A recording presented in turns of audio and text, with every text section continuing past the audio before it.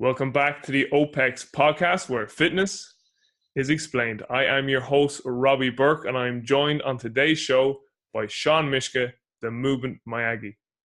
On this episode, Shawn and I discuss many topics, including his background and his influences. Shawn and I get into a deep conversation about all things skill acquisition. Here we cover a ton of concepts that are fully outlined in the show notes. Towards the end of the show, I asked Shawn about the biggest lessons he has learned so far in his career and life. I asked Shawn to give the viewers and listeners his top life advice and resources. I asked Shawn to give us his top and current book recommendations. I asked Shawn if he only had 1 year left to live, how would he spend that year? And finally, I asked Shawn the big question. If he could invite 5 people to dinner, dead or alive, who would he invite and why? Guys, as with every other episode up until now, this was another fantastic show. I know you're really going to enjoy it. Stay with us.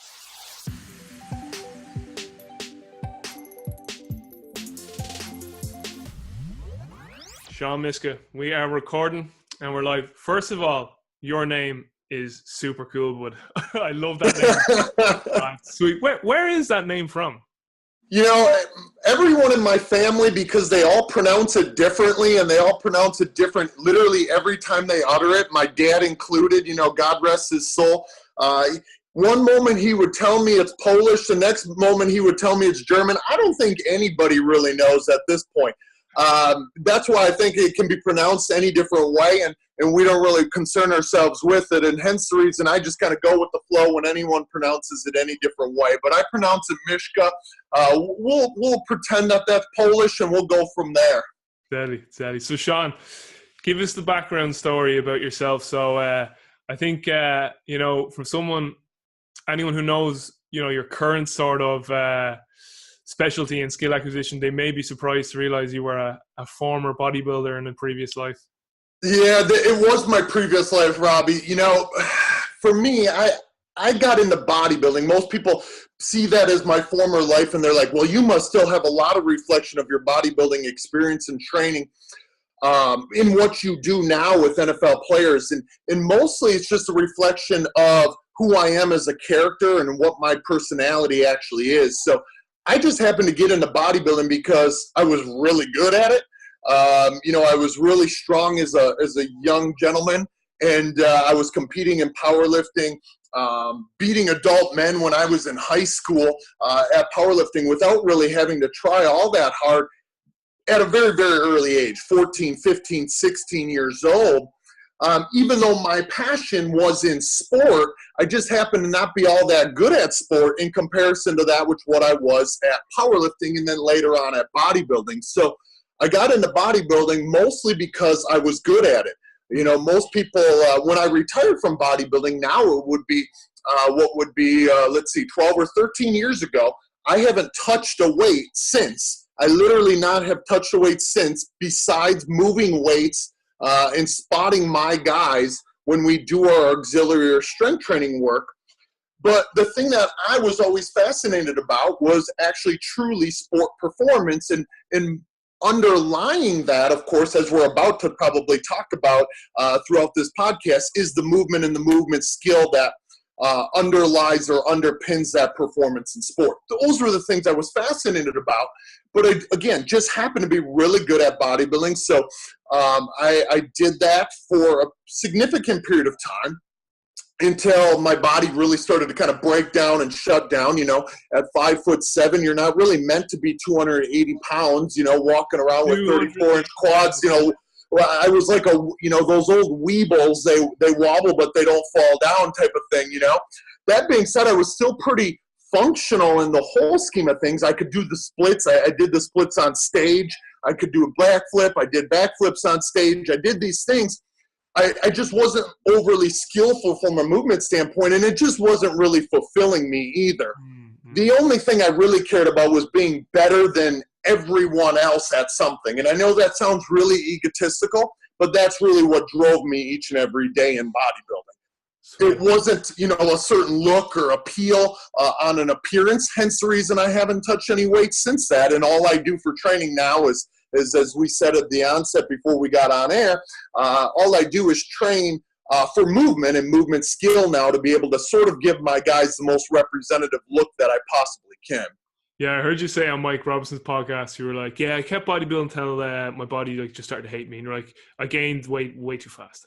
Yeah, I went so I won a few state championships here in the United States at 19 years old, 20 years old, 21 years old. And I was anywhere from 160 to 180 pounds when I won those. Once you start to go up in levels, of course, certain things are demanded of your body at the bodybuilding level.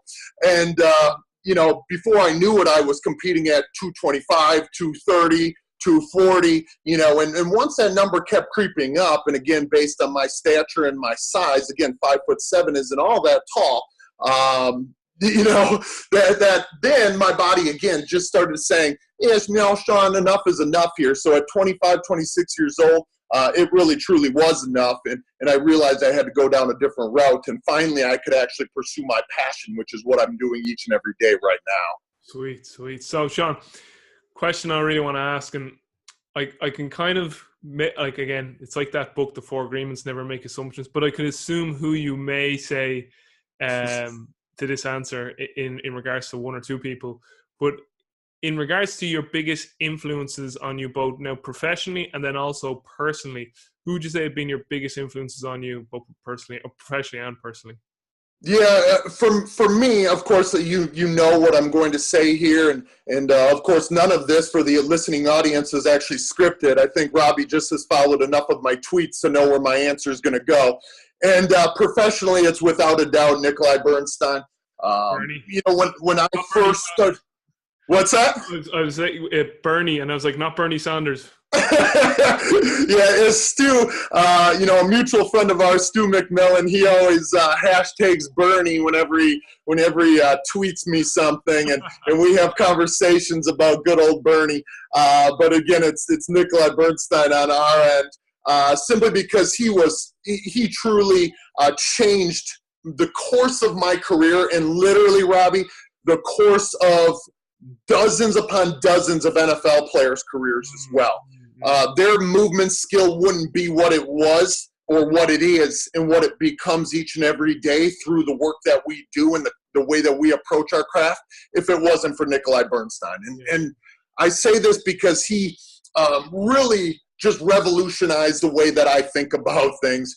The very first time that I read Repetition Without Repetition and that excerpt from it, it literally changed me, and every single time, and I know this sounds really dramatic and sort of out there, but every time I read it right now, it's still, I feel like I know it and breathe it and feel it a little bit deeper too, to where it changes me and keeps me honest towards what we're doing and how we're doing it, at least with my players, and how I think about motor behavior, both in regards to motor control as well as motor learning to this day. So my answer there, Nikolai Bernstein, sort of fits within both of those two questions that you had, both professionally as well as personally. And the reason why it has changed me so personally is because it has actually changed sort of my staying power, if you will, with my NFL players. It is not that I need to be relevant per se, but because of that, what I do and believe that my purpose is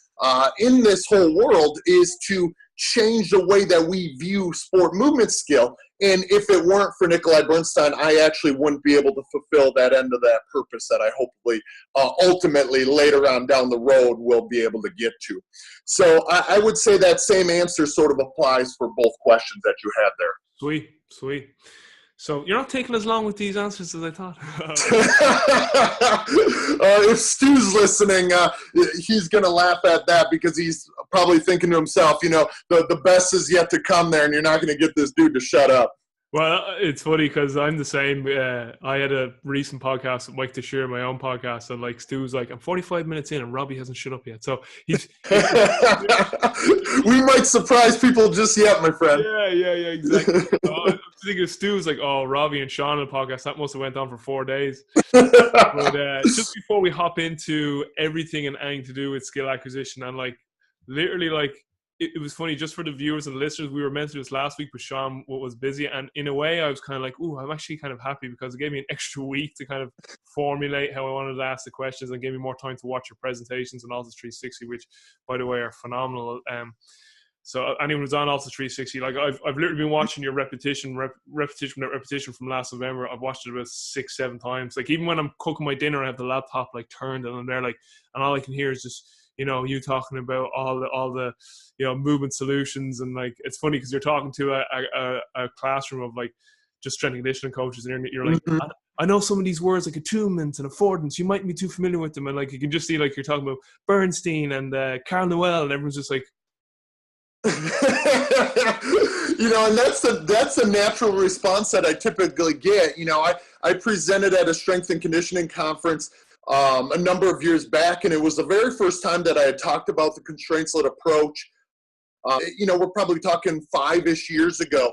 The first time that I talked in front of a room of strength and conditioning coaches about this topic, and there were probably, I'm not a good estimate here, but probably 400 to 500 coaches in the room. And I asked who had heard about any of these respective topics. And I talked about pretty much everything underneath this ecological dynamics umbrella, everything from constraints-led approach to ecological psychology, attunement, affordances, all of these ideas. And I literally had 3 freaking people raise their hand. And it was all 3 people that I had spoken with the night before. So that's, you know, this sort of resistance that we get simply because of the unfamiliarity of some of these ideas. You know, my good friend Rob Gray and I often talk about 5 or 6 years ago, people weren't talking about these or discussing these ideas much at all. And now, of course, I'm very pleased and grateful for the way that the profession has sort of taken hold here a bit and tried to at least understand them, uncover them, unlayer them for what it means for them in their own practices and what they're doing and how they're doing it. Because, you know, I wouldn't have been able to have an entire conference, an entire weekend centered around these ideas of using ecological dynamics as this lens to both understand movement skill, but also try to guide and facilitate that movement skill acquisition, if it weren't for the people out there being willing to adopt the ideas. And that's the cool thing for me, because I've been able to see some of that evolution, and I hope it's only the tip of the iceberg, because I know we got a lot further to be able to go. We all do. You know, everyone from myself to the people who are out there researching it, to then obviously the people who are more in the coalface, who are implementing these ideas across the timescales of the athletes that they work with. Yeah, it's funny. I'm just pulling up this book, Developing Sport Next Piece, and the reason why the reason I pull that up is just on your last point there, but we've a long way to go. Bruce Abernathy wrote he wrote in the last section of the book, section 5 in the second last chapter, about like some of the areas that we still have a long way to go. And you know, like for instance, one thing he was like the comparison between the evidence available to practitioners in the health field and biomedical research and clinical trials. Like he was just basically saying like, the difference in the standard of their research protocols in comparison to what we can do in skill acquisition. But it's also the same when it comes to strength and conditioning. Like it's anyone who's done like any sort of sports science degree or master's strength and conditioning, it's like what's usually like the one big problem with strength and conditioning research. The studies are too short and the participation numbers are 8. But then like you got to be realistic and say, if they're going to fund a vertical jump study or a study on skill acquisition or something like nonlinear pedagogy versus cancer, it's like they're gonna so that's one sort of constraint we have to come over on that. But you just remind me of Bruce Abernathy saying that. But before we jump into the tons of topics I want to get into, so like your Robert Frost moment, we'll get into that in just a second. I love that. And I have my Robert Frost moment, but there's 2 days. But I also loved your joke too in that presentation, and you were like, now for the next 4 hours of this presentation, then you pause to see if anyone laughed, and you were just like, okay. People the only person shaking their head in the whole room that knew that I was maybe sort of joking but yet somewhat serious would have been Stu probably as well. So Shawn, before we hop into the main topic around this whole episode, which will be skill acquisition and everything having to do with it, just before I get into that, one question I want your professional and personal opinion on, and something I ask all my guests. in your opinion, what are the good and the not so good things that you currently see within the whole sports preparation profession? And with the not so good things you see, what sort of solutions would you offer up? Yeah, I mean, I think my answer probably will take, much like any of my answers throughout the course of the day, will center around this whole idea of movement and movement skill. Because when it's all said and done, I believe when we uncover and unlayer it all, whether it's everything from these physical qualities and characteristics to our psychological qualities and characteristics to the athlete performing on their sports or in their sports arena, in their competitive arena, I believe that movements, of course, are at the foundation of that all. That's what underpins, that movement skill is really what underpins it all. So for me, my answer is sort of give the caveat here to all listeners out there. You're probably going to hear some common themes from me, in that I always come back to the movement. And Robbie, you probably know this. In fact, to the listeners out there, we were talking off air when we were chatting before we got on about the ideas portrayed in Super Training by Dr. Mel Siff and Dr. Yuri Verkhoshansky. And again, I live and breathe by a quote. And I know that people who've heard me talk before about this, yes, I love it. And I got my copy right behind me as well. You know, people have heard me say this before, but I really do breathe it. I love it. Sport is nothing but a problem-solving activity where movements are used to produce a necessary solution. And to me, when we really look at that, Robbie, that forms my answer to a certain degree, because I view everything as a problem and solution connection. It's a ever-going, ongoing, constant circular causality type of relationship between the problems and the solutions. So between the environment and the performer. And for me, you know, again, I will throw out another quote here, and I'm only using quotes that people much, much smarter than me that have used to open up my eyes a lot. And Nikolai Bernstein said, no natural phenomenon can be understood without carefully considering how it emerged. So again, when I think about what we're doing right and wrong as a profession, as an entire sport performance community, I think it centers around these ideas. Oftentimes within our profession, we love sexy, efficient, crisp, clean movement, so much that we direct our efforts down this technical execution model and side. But on the same token, we forget about what the problem is offering us and how the problem may change in this ever dynamic, ever-changing fashion. And when we throw things like pressure and anxiety and fatigue into the mix, how that may change the problem that athlete faces in this perceptual motor workspace, this space that exists between this problem and solution relationship, and what that may do to the solutions that the athlete has to offer in response to that problem. And so for me, Robbie, I think this sort of creates this paradigm where we do a fantastic job in sports performance in directing our efforts towards anything that we possibly can from a physical preparatory standpoint, but we're not actually investigating it where the skill exists and where the skill lies.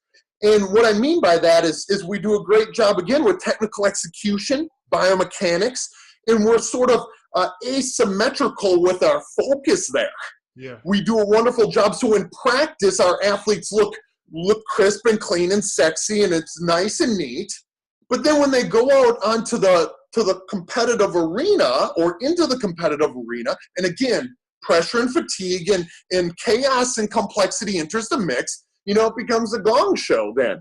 And then in that regard, like, I think we're missing that boat, and we have to do a better job really truly uncovering the layers of the problem and solution connection to understand how sport movement behavior really emerges. And it emerges in response to what the problem is offering us. And of course, I'm sure we'll get into this later a little bit, but that's what ecological dynamics has really done for me.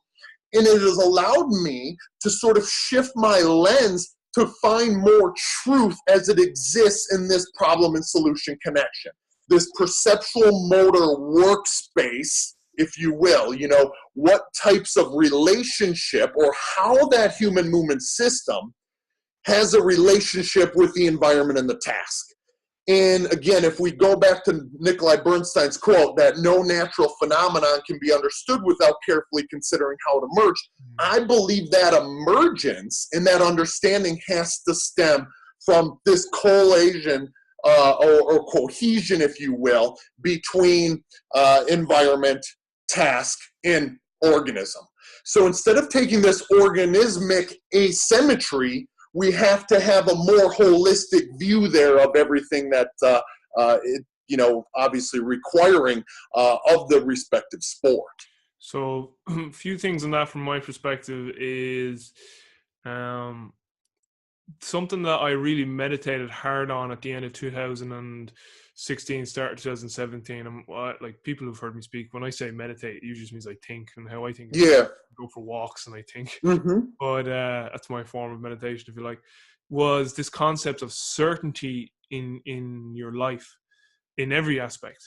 So because the biggest question every single human has, whether they consciously meditate on this or think about it a lot, or it's just subconsciously in the back of your mind, and it's in the back of everyone's mind, it's like, what happens when I die? Like, what's next? And the answer is we don't know.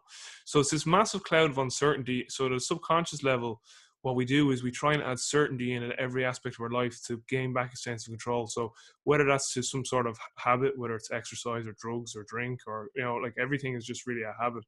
And then or it could be like some sort of belief system. But I see that too then in training.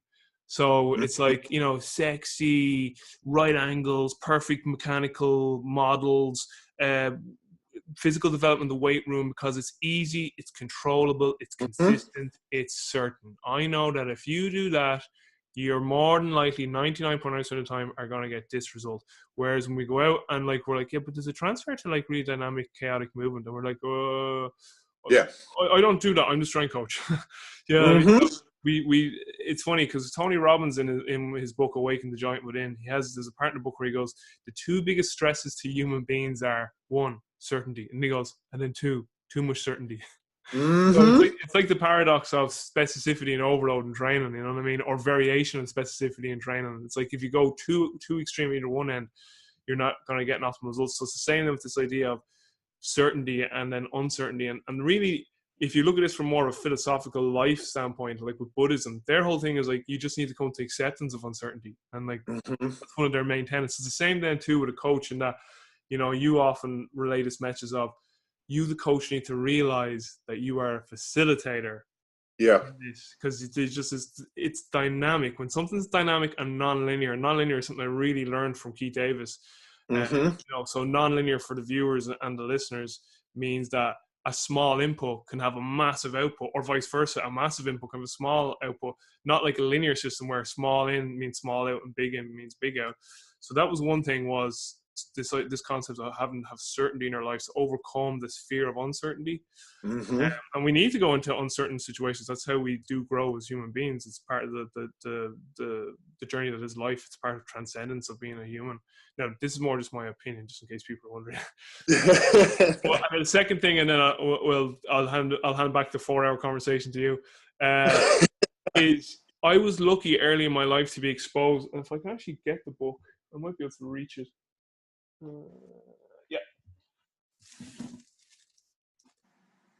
I realized I went away from the mic there. My podcast production team will be angry. So when I was younger, I was very lucky to be exposed to this book. Oh yeah, Biology Belief by Bruce Lipton, who's a PhD in cell biology, and what he made me realize, or made me really appreciate, was epigenetics. So at a young age, I had a big appreciation for how the environment shapes an organism. Then when you read more into sort of human development behavior, you realize, okay, while the environment shapes an organism, what really separates humans from other organisms is that we can perceive our environment. And then when because I remember I had previously read Davis, Burton, and Bennett's book. I have it up there on my bookshelf. I tried to read that back in 2008, 2009, and I was like, I have no clue what's going on here. Yeah. Then I got introduced to epigenetics about 2010, 11, and when I went back then to the Dynamics of Skill Acquisition book by Bennett, Burton, and Davis, I was like, this makes so much sense. Of course you have to consider the environment and the task with the organism. I mean, how can you not consider the environment? And because the epigenetics has kind of shaped my whole process of how I see and perceive reality. So those two big things for me. So epigenetics and then this concept of having certainty kind of gave me a reference frame of how I'm currently seeing this whole skill acquisition field, if you like. And so, Shawn, next thing I want to dive into here is your Robert Frost moment. So tell us about that. So you had an NFL player. You from a physical standpoint, he was unreal, hitting all like these great scores. You were like, can't wait till he gets back to the NFL. He's going to be unreal. I'm going to look great. And then he was just kind of like, meh. And you were kind of like, something's not right here. So tell us about Robert Frost moment. Take it away. Yeah, there's actually two Robert Frost moments that I'll bring up because it sort of speaks to the points that you were just making, Robbie, as well. The first Robert Frost moment was with my very first NFL player. He came to me and like what you were talking about there, we made these huge changes in physical preparation. And I sort of had that attitude that you mentioned earlier, like, well, I'm the strength and conditioning coach. Here's what I have to do in order to get his physical preparatory ability back where it needs to be when he entered the league. And he had just been in the league for 3 or 4 years at that point, and he was already a starter in the league. So as most people who've worked with NFL players in the past will know, that once they stop training for the stupid thing called the combine, those respective physical qualities in those combine tasks and activities drop down drastically quickly thereafter, because obviously they're not necessarily overly indicative of that which what happens on a football field on an NFL Sunday. But that being said, that's a bigger problem in and of itself, but that's just sort of our necessary or evil necessity that we deal with here in the National Football League. Well, as a young strength and conditioning professional, not yet seeing the light, not yet having my Robert Frost moment, I did what every strength and conditioning professional typically would do, and we directed our efforts towards re-increasing those respective physical qualities. And we not only got him back to where he was just those 3 or 4 years prior to that point when he tested at Indianapolis at the NFL Combine, but we well exceeded them, much of like what you talked about. So I was just patting myself on the back, like, here, I finally got my first NFL player. I'm going to send him back to the NFL, and he's going to freaking take over the league. Well, like you said, once he got there, it was kind of like, there was nothing there, and I was like confused, scratching my head, pulling out more hair that I didn't really have to lose to begin with. So when he got there and I was watching him, I'm like, Shawn, there's got to be something more to it here. We increased all of these physical qualities and characteristics. Why aren't they showing up on the actual playing field? And as this season went on, I continued to investigate this deeper and deeper and deeper, and I'm like, wait a minute, we didn't actually prepare the way that he plays out on a field on Sunday. Any of our movement activities that we perform were all done at that point in a really closed fashion. And I said, like many strength and conditioning professionals do, I said, well, I'll leave it to the sport coach to go teach him those technical models, if you will. At least that's what I believed at that point. I'll let that be up to them. And what, lo and behold, I figured out is no one was actually just sort of facilitating that skill. So none of those respective qualities actually emerged on an NFL Sunday. And so I had, Robbie, as you had already brought the mention to, what I refer to as my Robert Frost moment, where I could keep going down that trail. Because technically, I did what I was employed to do, right? I was employed to be this guy's strength and conditioning coach or personal trainer or however it is, athletic performance enhancement coach, whatever title you want to use there. I achieved that respective goal. But he didn't actually see that transference or that correspondence and that actualization out on a field. So I knew, first and foremost, I needed to change something because that's what I was being hired to do. This guy don't care if he jumps higher. He honestly doesn't even care if he runs faster when it's just him and I out in a practice setting, right? He doesn't care about any of those things. All he cares about is one thing and one thing only. For that 3.5-hour period of time on a Sunday afternoon, am I better than I was last year? Am I better than I was last week? And am I getting closer and closer and closer to my realized potential, that which what I have, to stay at this level and keep getting paid? Yeah. And so my Robert Frost moment quickly diverted me down a different trail, which was a trail that was much less traveled, of course. And of course, I started to really adopt and connect to many of the ideas that exist in movement skill acquisition than at that time.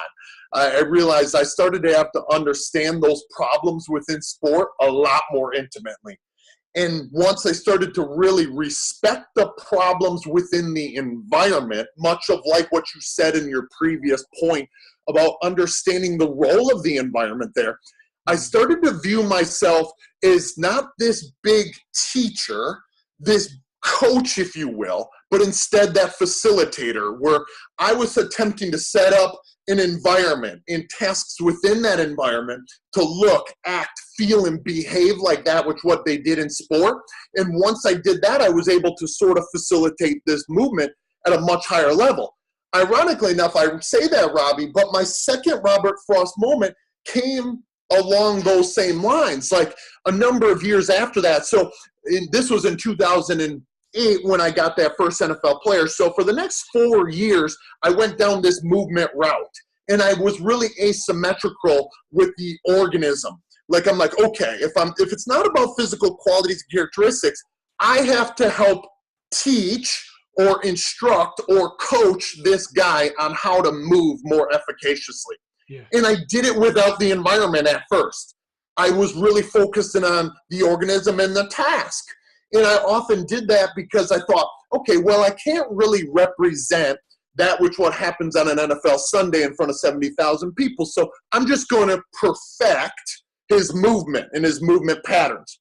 And I did this with a good amount of players. And, of course, they got a little better because they got more efficient, so they had less injury, of course. But yet something was still missing. And it wasn't until 2012. And now 2012, for the listeners out there, was probably, when you look at the guys that I worked with, our most successful, when I say our, I mean mine with them, their most successful NFL season. I had a handful of players that went to the Pro Bowl. I had a number of players that won postseason accolades.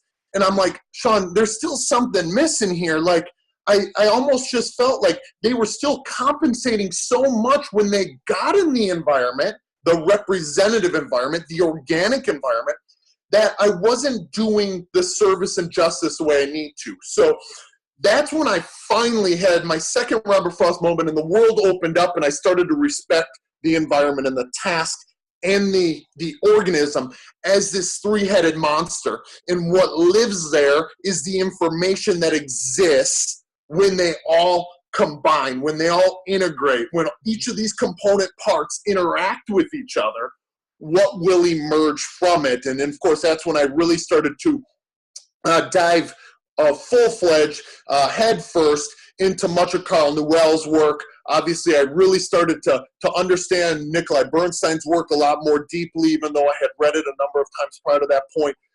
Keith Davids, who you mentioned up to this point, Eduardo Ruggiero, these individuals started to open up Pandora's box for me considerably more. And then once I did that, I've been able to now view myself and respect myself and my role as the facilitator. And so I try to give the keys of the car to the athlete so they have ownership when and where it counts, which is in an NFL Sunday. So oftentimes they know what they perceive, what they intend, and how they act, as opposed to me looking from the outside in saying, I think you should have acted this way, without fully respecting what they perceived and what they intended to do, without just viewing that little action, that little biomechanical side over on the end. That's brilliant. And there's a point that I want to get into just off what you said there, in terms of, you just said you give the car keys to the athlete, because in your talk at Altus in November, and again, just because, as I was saying to you offline, I'm, as we say in Ireland, I'm balls deep into my skill acquisition research, because currently in my master's now, one of the modules is biomechanics and skill acquisition, and we're into the skill acquisition part, so I'm just reading everything on skill ac. So I showed you the books there that I have. But one of the concepts that comes up into the book, in the discussion with feedback and augmented feedback, was you don't want to make the athlete overly dependent on the feedback.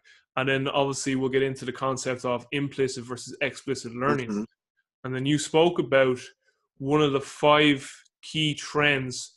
So in the 5 key trends you saw across all masters within sport movements, the first one was ownership. Mm-hmm. And you spoke about the pole vaulter from Great Britain, and she was like, looking up to the stand, and the coach telling her what to do, and you were like, that's not ownership, and it affected her performance. So like, maybe could you touch into that, like too much dependency?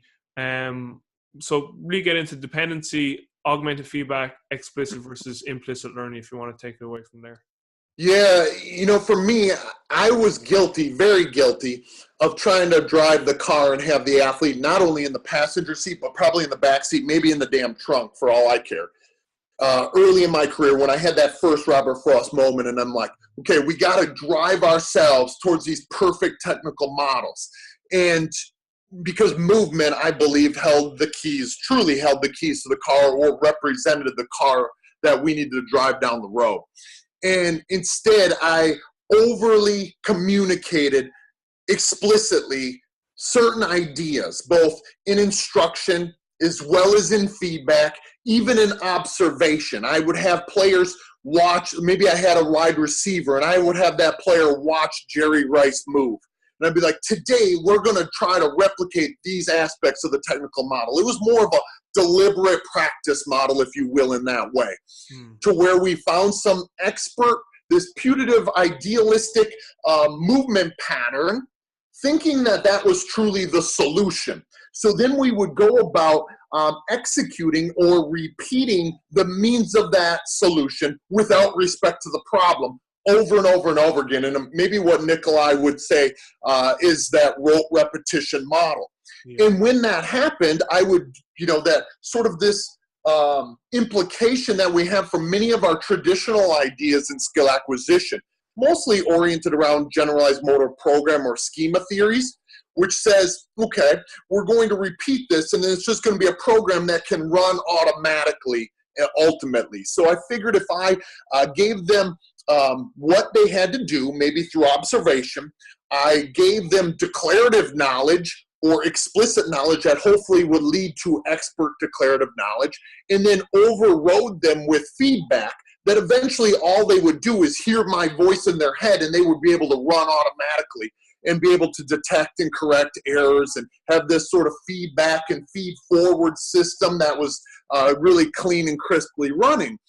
And lo and behold, what I found was players who performed wonderfully in practice or in the training setting. So from 2008 to 2012, my guys looked almost perfect in practice because that's how they practiced. They practiced in a rote repetition, perfect practice model.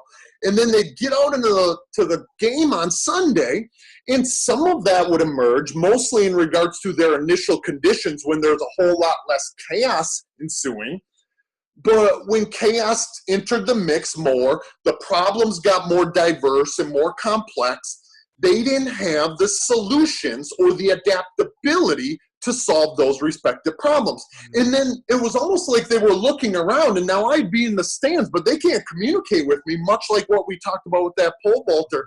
They're like looking around like, what in the hell do I do? I've not been trained for this. And it's like, you have been trained for this, haven't you? And I started again, that's when I really started to lose my hair, Robbie, because, I'm like, man, I thought I was onto something here. I've been preaching about this movement Miyagi BS for this long a period of time. But yet, what type of teacher really was I?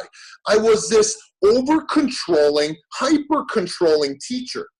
And it wasn't until I said, okay, maybe there will be times that I have to just have guided discovery with the individuals. Maybe there's times that I have to take a step back, and much like you, Robbie, and Stu's going to laugh at this one as well, there's some times that I have to go without talking. And in fact, I have to go without talking a lot in our sessions because the individual is already trying to understand and educate their attention, their intention, and then try to calibrate along with that. So this perception, intention, and action cycle in this coupling can be theirs, meaning their movement solutions can be formulated or formed based on how they're understanding their own attunement and affordances for action. And once I did that, things changed considerably. So, that being said, for the listeners out there, even though I'm now very much in this nonlinear pedagogy type of idea of ecological dynamics where it's more about self-organization of the human movement system and the guiding and facilitating of that self-organizing system through constraints-led approach or the manipulation of the constraints, there still are times and places, of course, to interject and give them explicit information. If you can help them connect to the information within that environment and task, much more specifically, say maybe it's a running back and I need him to fixate or focus in on a linebacker or defensive back's hips as opposed to their shoulders or their eyes, or vice versa in this relationship, maybe I can explicitly tell them, hey, I'm wearing a different colored belt. I want you to look at the belt. Something simple like that. That's an explicit way to guide their or educate their attention, so then they can attach their intention and their action differently to it. But I was to the point where I'm like, your hips have to move this way, your feet have to go here. Then I want you at this projection angle out of that break or change of direction. And that just got to be too much. And when it got to be too much for them, they were no longer holding the keys to the car or driving the car, but instead they were almost having this paralysis by analysis after each and every time that they executed any quote-unquote movement solution, because it technically wasn't a movement solution. And that's where, when I said earlier how Nikolai Bernstein's words around repetition without repetition sort of shook me to my core. It sort of reached out and shook me, because he said it's not in the process of repeating the means of the solution, but it's in the process of solving the actual problem. So it became more about the problem that they were being faced with.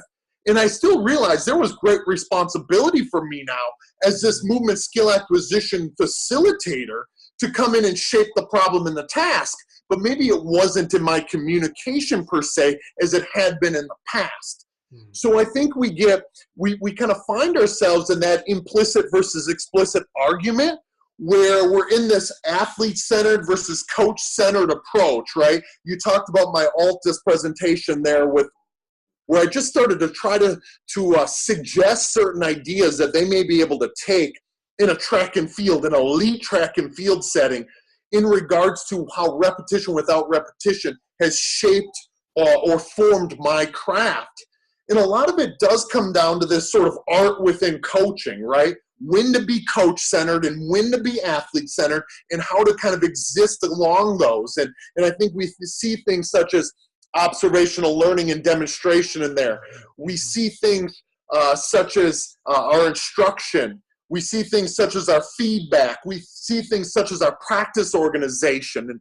And when all is said and done, we should look towards, if we're really going to be nonlinear pedagogists, or if we're going to be skill acquisition facilitators, the more athlete-centered that we can be at the times that we need to be, which is difficult for all of us, myself included, as everyone can tell already, that I don't mind hearing myself talk at times, but to be athlete-centered, there's times that you got to take a step back and allow the practice task that the athlete is experiencing in that time. It has to be a search process. Yeah. And when we view practice as this search process, they get a chance to explore.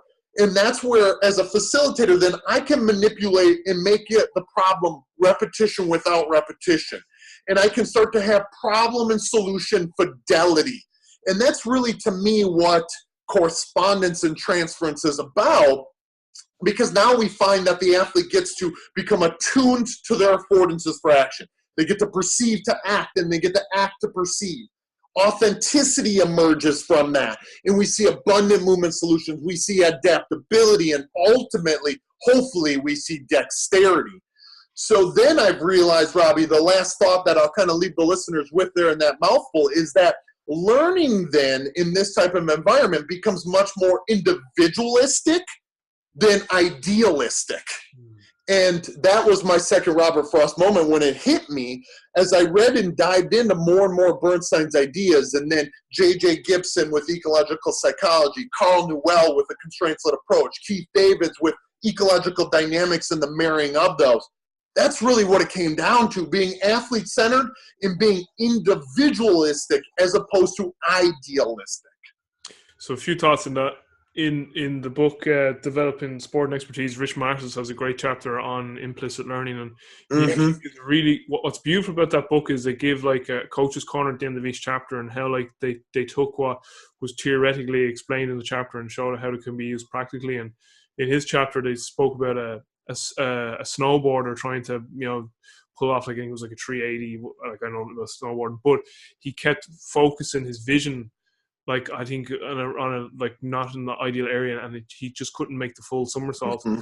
And the coach was like telling him explicitly, and then Rich said to the coach, "Go over, stand there, and hold out your hand, and just ask the athlete to tell you how many fingers you're holding out." So the first time, the athlete didn't see the hand.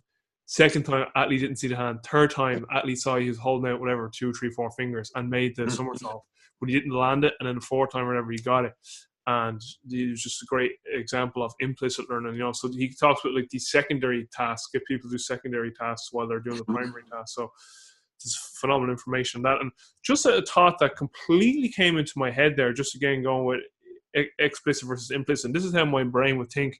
You probably, and this probably be no surprise to you because being friends with Stu, or Dan Fath and yourself, we're kind of outside the box thinkers anyway. But have you ever looked into then like animal training? Because obviously animals it has to be all implicit. Like you can't verbalize to the athlete, "Oh, extend your leg," or whatever. So with dogs or even like horses, like surely then all their training is a constraint spread led approach to some degree, is it not?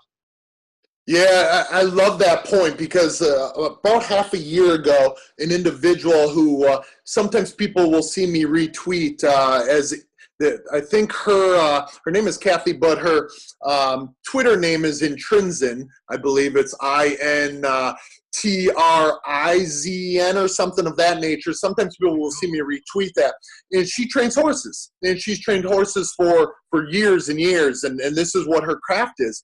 And she had reached out to me, which I was so excited to see, because she said she heard Rob Gray and myself often chatting about some of these constraints-led approaches and the ideas of connecting and integrating perception, intention, and action in this coupling or constant secular causality type of fashion. And she reached out to me and she said, once you started talking about these ideas and repetition without repetition, all of a sudden it dawned on me that we were trying to control our animals too much, and they weren't able to rehabilitate them.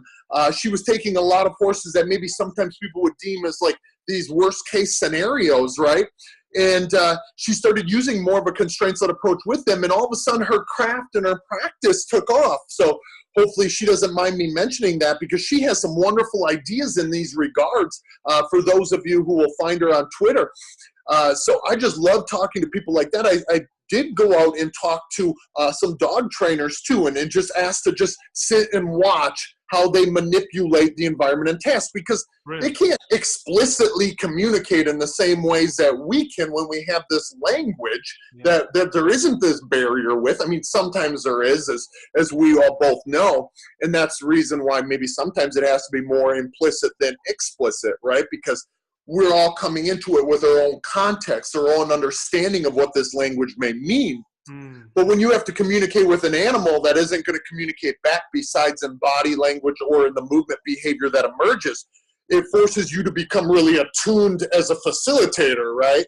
Because if you don't, then you're probably not going to manipulate the task and the environment very well to get the right movement behavior to emerge more efficaciously, or the right learning to occur.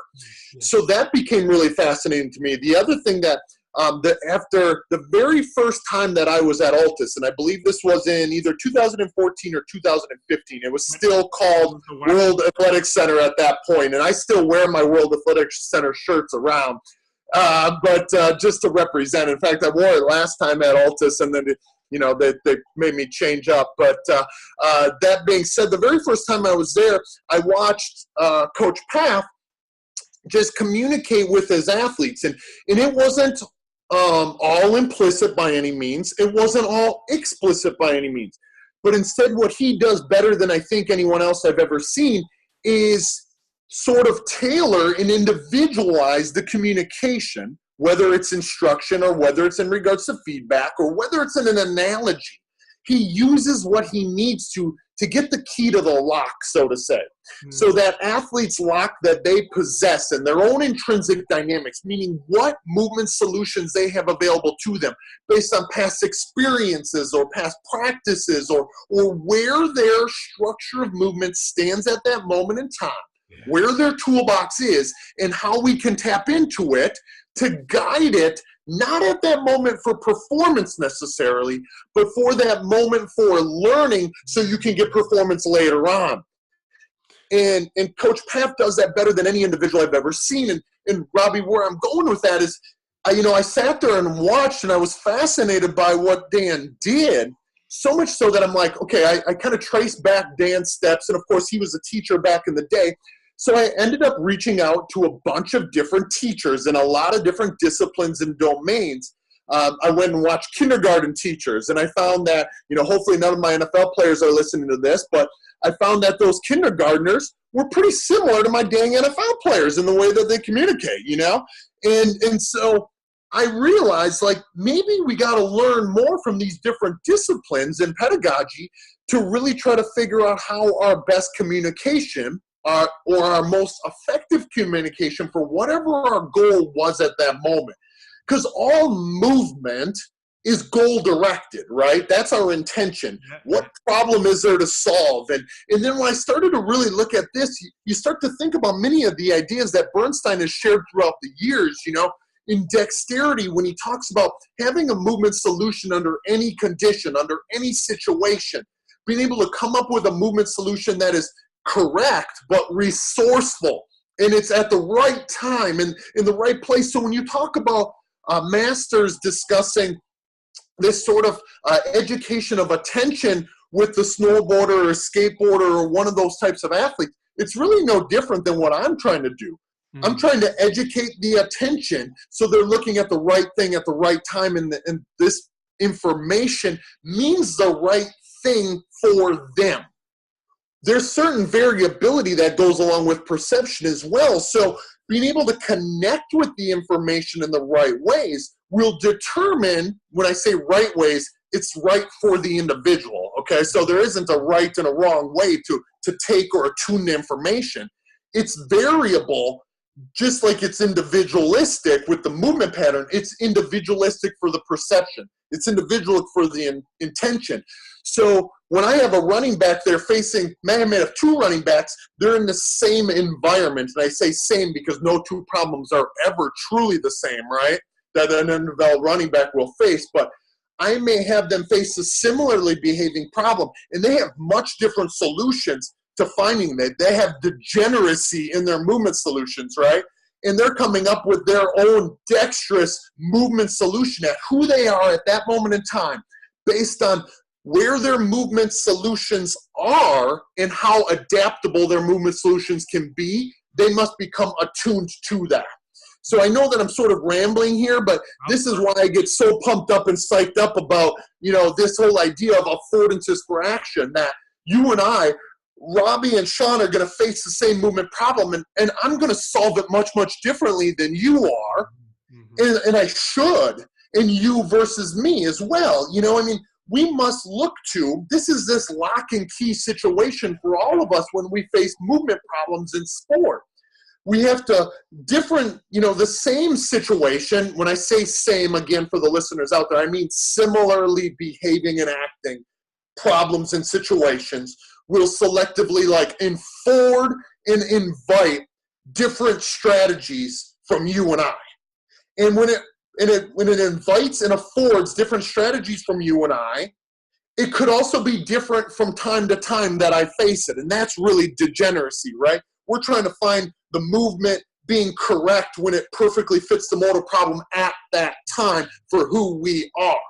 And that, to me, is why skill acquisition is more about, as Keith Davids and Eduardo Ruggiero would say, is more about attunement and adaptation than it is about acquiring something. Yes. Because technique will waver. Stephen Verkhoshansky talked about technique not being constant long, long ago. And that, to me, skill is not constant either. That's nonlinear pedagogy. So you can start to see where some of these concepts and principles and ideas, I know I don't even remember what our original question was, and I probably took us down some rabbit holes there, but obviously I got pretty psyched up there for a moment. No, it's perfect because just even like the words you're saying are so, like I just made notes of these like 1-2 words and like things I want to touch on. So degeneracy was something because I actually had not heard of the term degeneracy till I read through these books.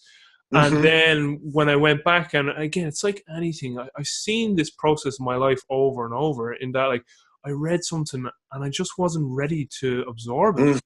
You know, so like let's say I watched one of your presentations last year and I was like, kind of get some of this, and then when I read these books, I was like, and then I'm rewatching, I was like, this all makes perfect sense. So like, that picture of Bernstein always showed the guy hammering the nail in. I was like, that's degeneracy right there. So you got it.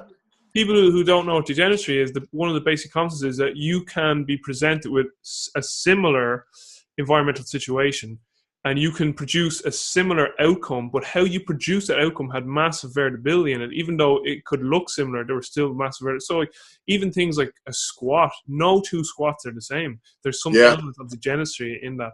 An area that I am fascinated in skill acquisition, and I must give a thank you to John Goodwin, who's one of our head lecturers in St. Mary's University, Twickenham, where I'm doing my master's. And I think he's just phenomenal when it comes to he's a smart dude. Biomechanics and skill acquisition. I thoroughly enjoy it. Like all the lectures, it's a great course just for anyone who goes like, well, how are you getting on your master's? I'm like, honestly, I'm loving it. It's a phenomenal course. But John really made me realize, or made me appreciate, like how dynamic and how changeable from a moment-to-moment basis the motor perceptual landscape is. And he really appreciated affordances. And you just, something I was really shaking my head to there in a yes sort of manner was when you said how that organism is in that very moment, because there's so many, and this isn't even just physically, this is emotionally, mentally, cognitively. You got it. Like us humans are such dynamic organisms. We are so variable. Like we're so different moment to moment. Like a question I have here for you is transient factors. I mean, like your blood sugar could be changing your movement as well as obviously your psychology, how you slept the night before, who did you interact with just before you went to that training session. They're all going to change your affordances in that moment. What you were able to do on Tuesday night, we'll do that same, and just for the listeners or the viewers, I'm doing this with quotations, the same drill on Thursday night.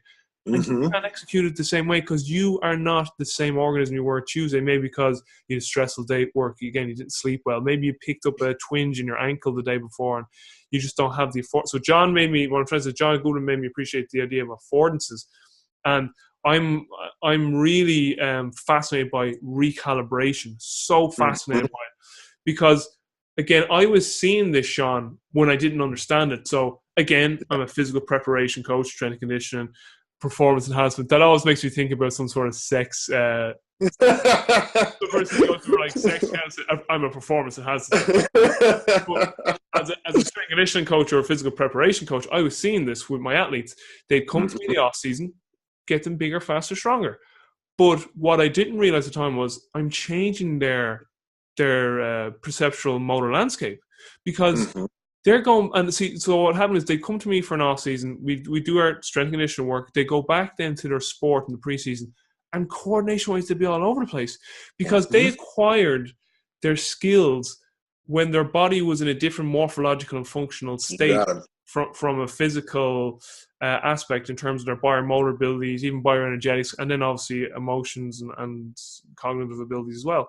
So they're going back and they're basically having to relearn these skills with a brand new system and organism. Like they have a bit more muscle mass on, they might be a bit more stronger or powerful, and you see this discoordination. And everyone say, it's just the rust that comes off. Obviously, okay, if they haven't held their sports for a few weeks, that's there too. But it just made me realize how, like, you know, that's in super training too, where Virtuosity touches on that, saying that in his block sequence model, he's like, you should retain the sport technique to at least a minimum standard, because when the organism goes back, then it's going to have a bigger physical capacity engine behind which to support its expression of a sports skill. But if you haven't kept some sort of technique attainment throughout that process, it's going to be completely dysregulated, and it's going to take more time then to integrate the physical ability with the technical, tactical ability, and then obviously the perceptual cognitive aspect as well. So just so many things there. But recalibration, Shawn, I'd like you to maybe go into that, because the big thing of that is people coming back from injuries. And on Mike Robertson's podcast, he brought up a great point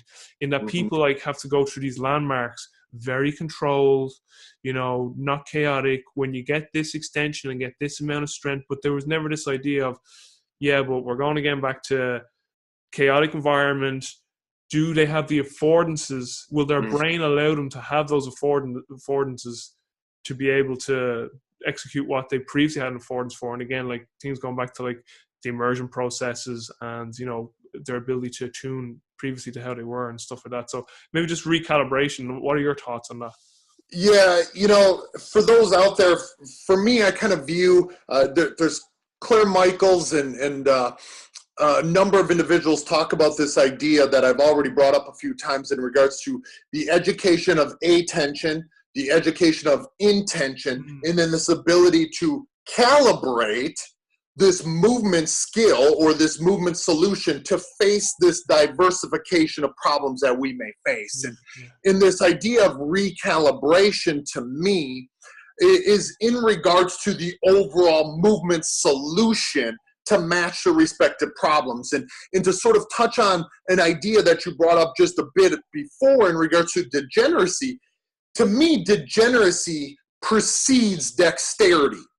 And when we talk about, say, maybe an injured athlete who is rehabilitating, we're trying to get them, at least for me, finding ways to recalibrate their human movement system based on who they are at that moment in time and the respective constraints, both physical or structural, as well as then functional. So structural meaning morphology, strength levels, those types of things, but functionality meaning how they interact in a purposeful fashion with the problems that they may face. And that, to me, Robbie, is that recalibration process. Getting them to attune again to the right aspects of the problem. And when I say attune, I'm not just talking about vision when we're talking about perception. We're talking about kinesthesis, so proprioceptive, haptic, and touch. All of those things change when an athlete has become injured, right? Our affordances for action are the way that we have our abilities to effect our respective environment and the tasks that we face will be constantly changing as well. And so when I get a guy who's, you know, obviously I play or train guys who play very violent sport as in American football, we sometimes face certain non-contact injuries or even contact injuries, ACL, MCL, you know, obviously Achilles and things like this. Those things affect our effectivities. They affect our effectivities.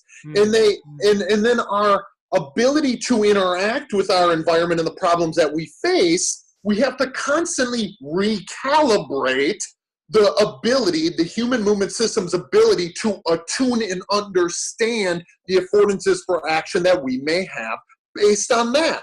And of course, that recalibration process, like you said, I think something you brought up earlier sort of works here too, that we might not have been ready for that information at that time, or some aspect of who we are isn't ready for it at that time. But just because we're not ready for it at that time doesn't mean we shouldn't expose ourselves to it in doses. And that's really what I do with our representative tasks and representative learning environments from our athletes who are in rehabilitation, really right from the start. Brilliant. I had a kid who just went undrafted in the NFL. He was going to be a draft pick. And then he tore his ACL after in the third game of the college football season. And his obviously being a draft pick went to being an undrafted guy, but he went right to work. And within 2 months, we were literally doing representative tasks and representative environments with a full ACL reconstruction. And to the point now, you know, right after the draft was over, he got picked up.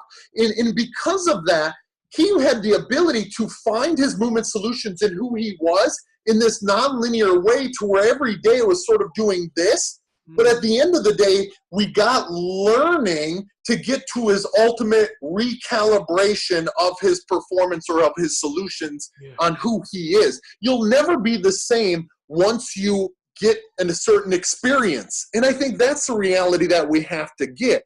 This is sort of this previously held notion or implication that we have because of generalized motor program and schema ideas to a certain degree, that there's going to be some internalized structure in our brain that is just going to operate and run off of. And we got to hit these time or these checkpoints, these landmarks. And I'm not saying that those things aren't beneficial, that we don't have to do them. But I think we too often treat that athlete with kid gloves in this process, and we don't direct the effort towards what they're going to have to do, like you may have mentioned too as well. Ultimately, when it's all said and done, if we're going to help them avoid re-injury, we have to help them become attuned to who they are again. So we have to help them recalibrate to who they are, their movement solutions to who they are. And maybe they have new movement solutions that are going to emerge because of that injury. And that's okay. That's exactly what should happen. Yeah. But we should at least gain this degeneracy to dexterity. And in between this degeneracy and dexterity lies this sort of attunement and adaptability, if you want to think about it in that way. To find that attunement to their new affordances for action. Connect to what their effectivities are at that moment. And that's going to change. You know, Carl Newell did some great work in regards to timescales for motor learning. And what we find is within really true nonlinear pedagogy type ideas, in athlete-centered, in an individualistic fashion, is different individuals learn at different rates, right? We all know that. They adapt at different rates as well. And in this education of attention, education of intention, in this calibration / recalibration, we're going to find that individuals do that differently along this perceptual motor landscape as well. And, you know, I know that I'm rambling again, but on that same token, it really comes down to those 3 Bs that I often talk about, the behaviors, the brain, and the biomechanics, and in the integration of them all, the intertwining of them all. And then, Robbie, not only the study and investigation of them all in a holistic, integrated fashion, but then the acquisition or development of them all throughout the processes that we use in practice. And oftentimes in rehabilitation, not even just in rehabilitation, I'm not trying to like poke fun at rehabilitation specialists because they do a wonderful job, but it's all of us in a physical preparation community. We often take that organismic asymmetry or biomechanic asymmetry, and we forget about the perception and intention, or we forget about the behaviors in the brain, and we're missing a big part of the boat then when we do that. And so we hit these landmarks, but those landmarks are often about physical preparatory means, right? They're often about biomechanics, like this individual has the ability to control themselves in this really closed task. Oh, so now that they've checked that box, they can move on. But maybe if we were to have greater behaviors in brain focus or emphasis earlier on in the process, we might get to having them, or they might get to having more control of their biomechanics earlier on in the process as well. Just a speculation. So you kind of jumped forward. My next question was going to be about the 3 Bs, brain behavior, biomechanics. But another thing I'd like you to touch on is those 5 trends. I slightly touched on earlier on, but you went in more depth in those in your talk. Yeah.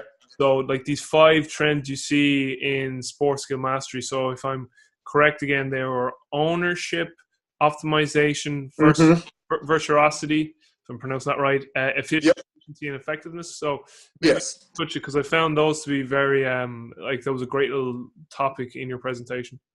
Yeah, you know, at the end of the day, they sort of all coalesce into this idea of attunement and adaptability and dexterity, right? Mm-hmm. But when I really tried to investigate sport by sport, those individuals that I would claim to be masters of movement, and now that's should probably have these quotations around as well, because we're never fully masterful, right? We can just be more masterful or less masterful, or more coordinated, controlled, and organized, or less coordinated, controlled, and organized. Yeah. And because we're always constantly changing in skill, it's constantly evolving, and it's sort of this, because it's being impacted by transient factors, and it's nonlinear in and of itself. Before you go on there, I think the best way to make the point of a transient factor and how it influences your movements at any particular time is when you're drunk. Yeah. When you're drunk, like, that profoundly impacts your affordances. You know what I mean? Your perception, intention, and action, that coupling and that constant circular causality is being impacted by a host of different things, right? Our motivations change when we're drunk, right? Our affordances change when we're drunk. Absolutely. Our attunement, all of it. I love that comparison. I've never actually heard that, but I'm going to use that. I'm glad that you came up with that, so I can at least bring it back to you, so people are like, wait a minute, how did you come up with this? Because I was just saying, your perception's way off too when you're drunk, because, like, reality, you're just like, I'll definitely jump that wall. Bang. So are what else is, not only are your actions, but your intentions, your goals, and I'm not going to bring any examples to light here, but, our goals change when we are as well. But I think that's a perfect point. That's a perfect example. And really, when I look at these expert movers, Robbie, what I find is those 5 characteristics. Again, when I think about optimization, it's optimization and authenticity of an individual's movement solutions based on who they are. So when I talk about optimization, I'm not talking about the acquisition or the attainment of some idealistic technical model. I'm talking about authenticity and who that individual is and how they've optimized. And sometimes people hate this word. In fact, Keith Davids called me out on it back at my conference. He's like, Shawn, I don't really like the use of the word optimization, because sometimes it implies that technical model or that idealistic movement pattern. And that's not what I'm implying here. I'm implying that we all have our own authenticity, our own authentic movement and signature. There's not one movement signature or solution that works for all of us, but instead it's the movement solution that we find that works for us. And so that could entail a lot of compensation at times, as long as it fits within a bandwidth of that movement solution at a perception, intention, and action standpoint. I think we're on the right track there. So then that kind of leads us into ownership. That individual has the keys to the car, right? When pressure and anxiety and chaos and complexity enter the mix, and things like fatigue or emotions and motivations play their role, do we have ownership across this entire spectrum?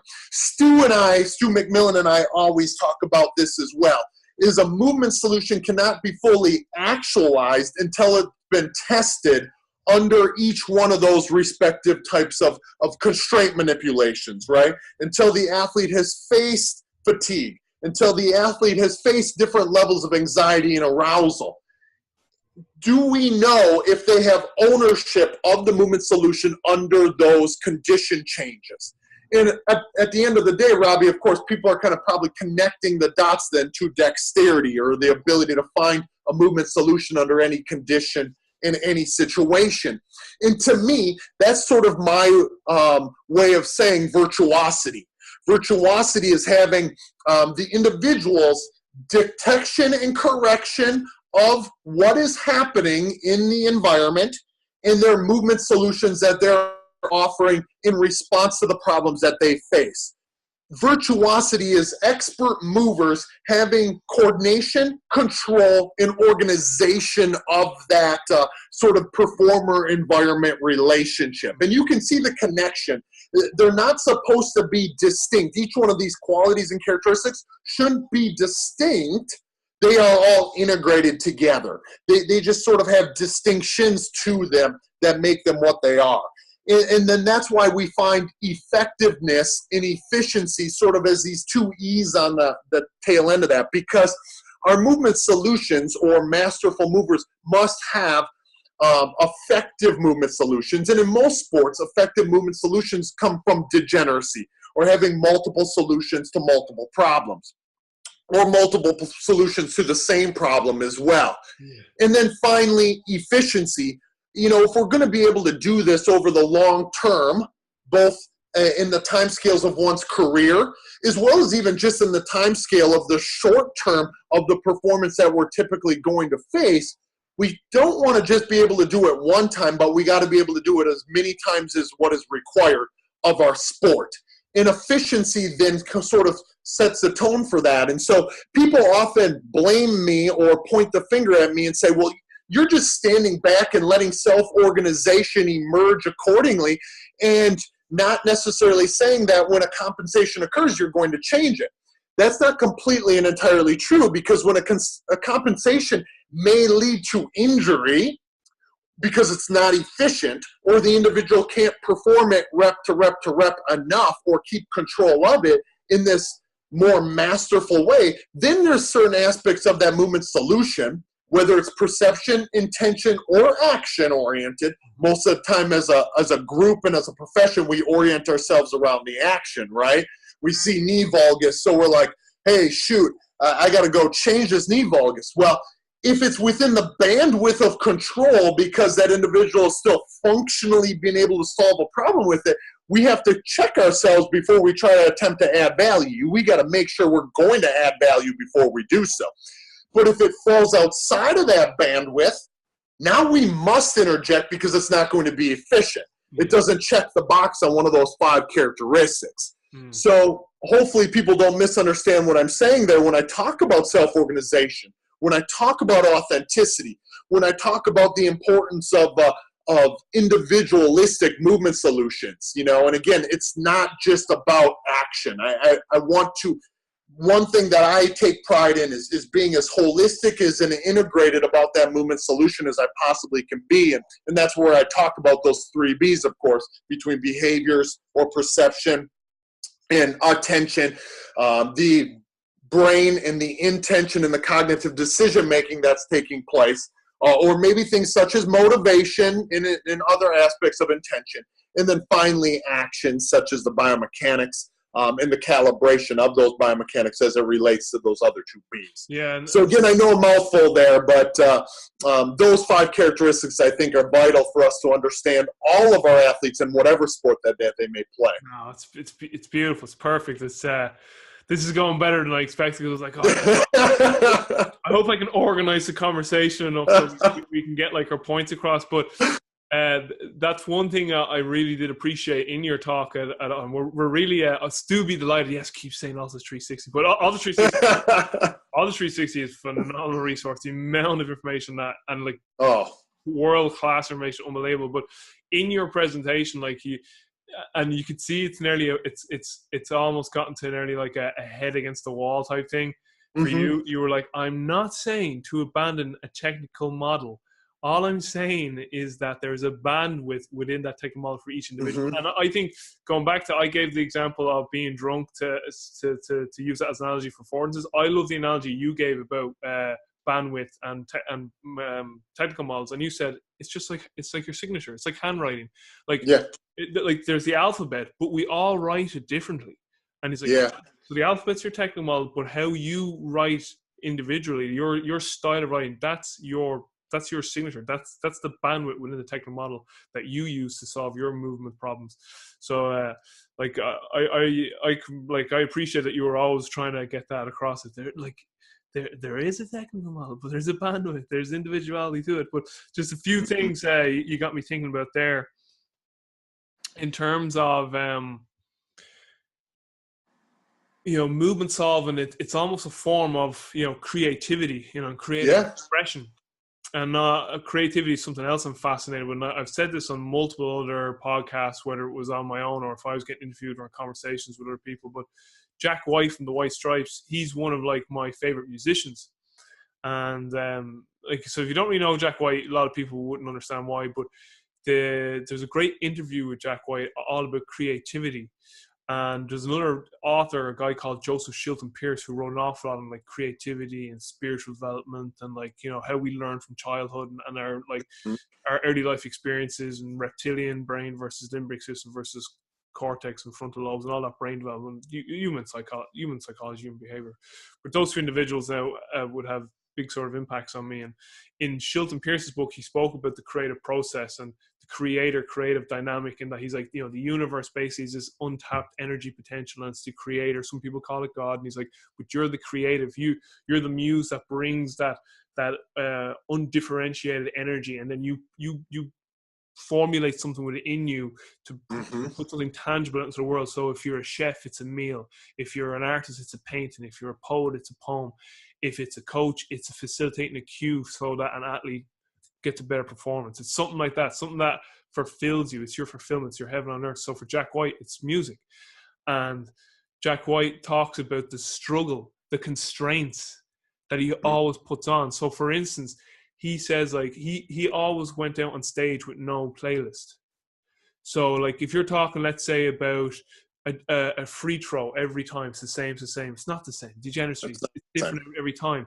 You're using a slightly different solution for the problem. And Jack White is the same then for creativity when it comes to music. He'd like play the same guitar, but he would have the strings more different. He would every night. So he tried to put more. His constraints with the White Stripes was this: he could only wear 3 colors on stage. He could only have Meg playing the most rudiment drums. He could only ever have 3 things going at once: so vocals, drums, and one music piece, be it piano or the guitar. And he was like, "What can I create from these constraints?" Yeah. So, and then that was how he came forward with solutions to problems. So the interviews with him are great. He's like, every night I tried to put the piano just half an inch further away. Every day, that's repetition without repetition. Exactly. And then people are like, why do you play such shitty guitars? He's like, because I have to solve a problem in the moment. And Shawn, I love it. Shawn, there's videos of Jack White, right? And he's live, middle of stage. These are live concerts. And this is why I love it. I'm getting tingles even when I think about it.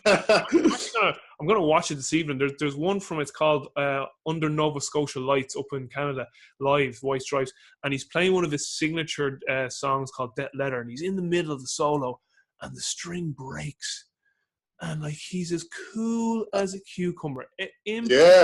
Because dexterity, because adaptability, because of attunement, right? Unbelievable, right? But the beauty in this is that while that's beautiful, say for an individual athlete in, let's say, a tennis game, he has to coordinate that in the moment with Meg on the drums. She has to attune to it too. So like the string goes and you see him, he just looks at her like, and it's nice and no one panics. He just like, so he still had about like a minute, 2 minutes to go on the usual solo and also, but he looked at her and you could just tell instantly, he just said, we got to wrap it up. But in a nice way, he's like, we got to finish this baby out right now. And he just beautifully, boom, boom, boom, done. String gone. Your man comes out on stage. The guy, like whoever takes the guitar goes off, restrings it. But I'm just like, that is mastery. That's expertise. Yeah, absolutely. And it's and that's ownership too, because you're not dependent on some respective aspect of your solution, because you're just responding and connecting and having this constant circular relationship with the problem. Yep. The problem was the guitar, and then what the problem offered was the string breaking. And that's why he always went on stage with no playlist, because he says that going on stage with a playlist to him was like robbing people. He said, I couldn't think of anything more boring than going out and doing that. So and I was just like, this is so beautiful. And it just makes me think of, you know, this like dynamic, non-linear. Yeah. It's just like, and he was coming up with creative solutions on the spot. Because other times too, Shawn, his guitar would break. And he'd stay playing the same song, but he just transitioned to the piano, and he'd make it look like that. Oh, this. I was always going to go to the piano with this, and it was just like, no. Like, and there's loads of times like he just like would have to. There's in that Nova Scotia Lights one too. He's just riffing on the piano, and he's just waiting for his guitar to come back, and he's just like, we just got to keep going with this, and he just keeps going. And he has the crowd going. It's just like, that is just mastery, man. It's unbelievable. Yeah, it really is. I love that too. You know, I always say that, you know, movement is not something you do; it's something you are, right? And it sounds like that's exactly what he's responding with as well. Like that's sort of how he embodies and owns that. You know, that's really embodied perception, embodied cognition, and embodied skill. Yeah. You know, to be that attuned, that connected to this really intimate relationship between the solutions that you have at that moment and how you explore that in creative ways. I think sometimes, you know, as practitioners, we're not so much facilitating, and then we rob athletes of that. I myself included. That was what my second Robert Frost moment came from, you know? I mean, because I was robbing athletes of that creativity because I said, here's this other expert, you know? Like, shoot, man, I've had some pretty good running backs throughout the years. None of them have been Barry Sanders. You know, you look right over my shoulder, like that's sort of my individual that I connect with in American football, and it's not because of the way he moved, but it's how he approached the movement that I really connect to, you know, and that for me, I used to make running backs, you know, here we're going to do it this way because Barry Sanders had these solutions. Well, there's only been one Barry Sanders, you know, at any given time, there was still only one. And why would I try to fit them into that model of what Barry Sanders was or who he is?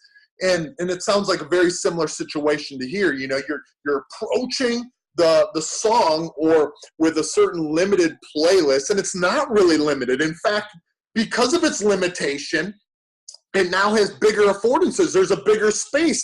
That perceptual motor workspace is you yourself interacting with it. Man, I love that. I was unfamiliar with that story, but I'm going to have to look it up after this. It's so funny you mentioned that. I'll try and send this to you if I can. I could probably Dropbox it, but there's a great documentary called It Might Get Loud, and it's about Jimmy Page from Led Zeppelin, Jack White, and The Edge. So 3 unbelievable guitarists.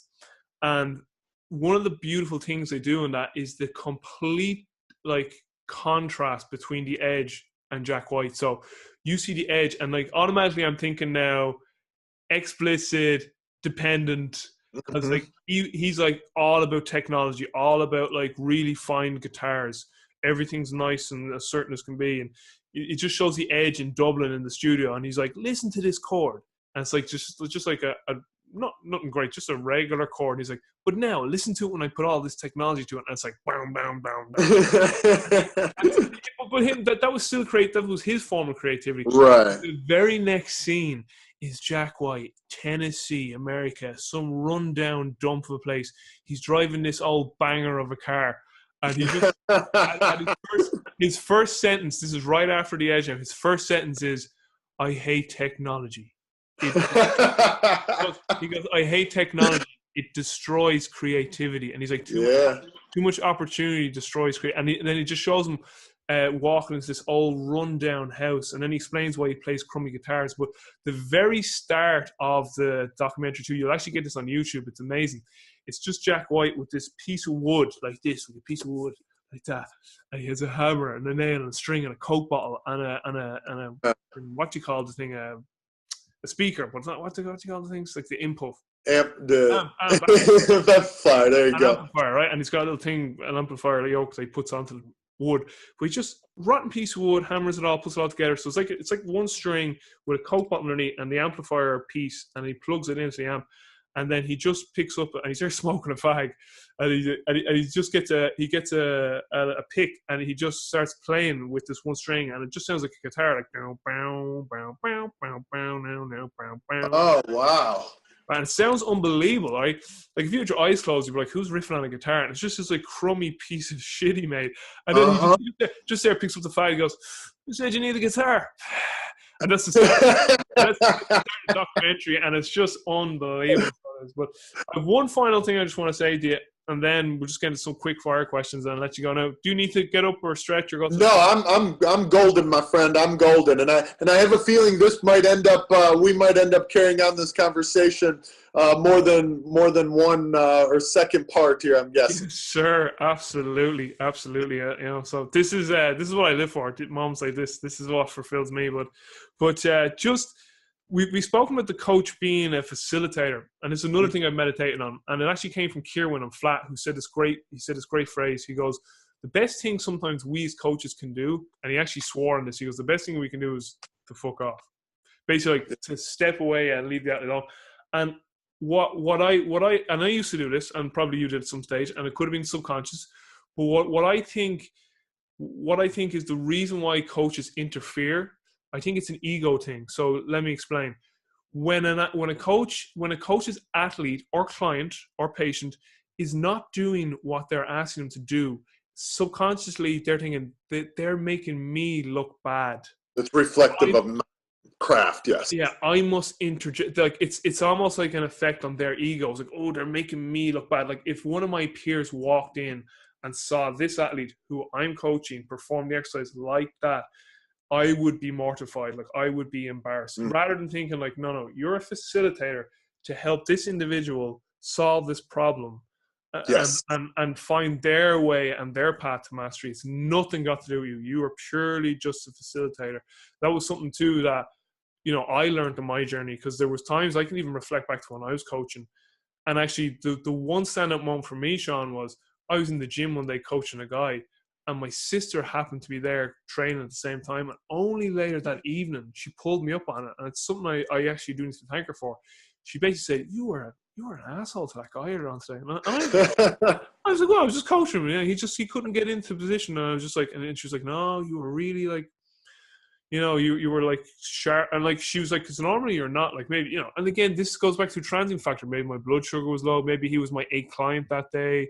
Yeah, there's a whole host of factors, right? But I think that's definitely one area of why coaches feel they need. It's like, I need to show my self-worth. I must interject, particularly too when it's in more of a disciplinary team approach, like in a pro sport thing, where it's like you nearly get this game of one ultimateship. Well, I have to have my bit because I need to show my self-worth. When really the best thing you can do sometimes is like to step back and let them discover. So that was just something I was thinking of. If you have anything to add to that, feel free. Yeah, for me, Robbie, at my conference 3 weeks ago at the Sport Movement Skill Conference, I did a 2-hour session to start things. And my athletes who came, were my individuals who were my participants. All of a sudden there was, probably 85 of the 100 attendees or delegates and participants in the room. And it was sort of our pre-conference, so I didn't know exactly how many people we were going to get to come there. Turns out that people wanted to see this more than I had anticipated. And of course, all of a sudden I had to adapt and adjust everything. My individuals who were going to be my demonstrating athletes, they were like, well, what do you want us to do? I'm like, just adapt. Just go on the fly. And they're like, what in the world? I'm like, well, we're going to embrace adaptability as the entire theme of the weekend. We're going to start it right here, right now. So all of a sudden, I just started manipulating constraints and forcing them to do different things, a repetition without repetition, representative learning type tasks. And of course, they were making mistakes everywhere. And in my guys or individuals who spend any time around me, sort of know that we crave mistakes. What motivates us is the mistakes expose us to certain gaps within our movement skills. And I've started to sort of adopt that same philosophy and idea with my own movement craft as well. So when I make mistakes or I don't communicate correctly or I don't manipulate the constraints accordingly to get or emerge, facilitate, if you will, the right movement solution in that problem, I'm like, well, I guess at least I know that there's a gap within my movement specialist skill set, if you will. And the more that we can get to the point where we step back and be okay with whatever happens there, of course, not saying that we subject our athletes to danger or risk or those types of things. Of course, there's always risk, but on the same token, we're not asking them to do something dangerous. But there's times where I think we should open up the movement problem a little bit and just say, you know what, I'm going to try this. I'm going to go from having this really confined space to this really open space and see what happens with the way that they interact with that problem. And I think then you will be able to continually start to change these constraints to sort of accommodate these respective solutions and see how the athlete adapts themselves. And they get so comfortable being uncomfortable that now when I do things and I restrict it or I talk too much explicitly because I'm looking to control because I want to prove my worth, my athletes will actually sometimes say like, okay, shut up. Like, I have NFL players that will be like, Shawn, stop. Like, I get it. I understand it, or can't we open it up and do more repetition without repetition? And of course, then my heart just glows and beats out of my chest when they say that, because I realize then I believe that I'm doing something right, that I'm allowing them to truly own that attunement and adaptation. And they're telling me where to go. And they're kind of nudging me on what's going to be best for them. Staying with the theme of adaptability, I've had to move spots because the iPhone cord is only 2.5 feet or whatever it is, and I'm now plugged into the wall here over next to the window. But it's all about adaptability, right? Dexterity, finding any movement solution to any problem in any condition. I tell you what, for the sake of your spine and pelvis and just your own sanity and physical being in your body, we'll keep it shorter now and wrap up. So this is definitely going to be only part one of a multiple series that we're going to get in, because this is just phenomenal. I had an interview with a very good friend of mine, Danny Lennon, who has the podcast Sigma Nutrition, one of the top nutrition podcasts out there, over 2 million downloads. And I know Danny well, fellow Irishman. And like I was just saying to Danny, this is what fulfills me, conversations like this. So absolutely. After this, we hang up, I'm just gonna be like buzzing and just I'm gonna go to the park now and read a book, but I'll just be like buzzing, and I'll probably call them to my parents and say, great talk with this guy Shawn Myszka, and they'll just be that's really nice. But John, just wrapping up here. So I mean, there's such other stuff I want to talk about, like getting more to augmented feedback, observational learning, but that's representative design. Really would like to talk more about that guy with the ACL, like how does that actually look, and maybe more sort of practical examples. But that's more fuel for the fire for the next day. So no doubt. Just wrapping up a few little quick fire ones for you. What would you say have been the biggest lessons you've learned so far in your life and career? And if they're still within the skill acquisition realm, that's fine. But if it's anything else outside of that, it's fair game. Yeah, I mean, I think that's a great question, and one that obviously we have to I think all be responsible for constant reflection of. I think some of it is of course, because of how engrossed my life is with movement and movement skill.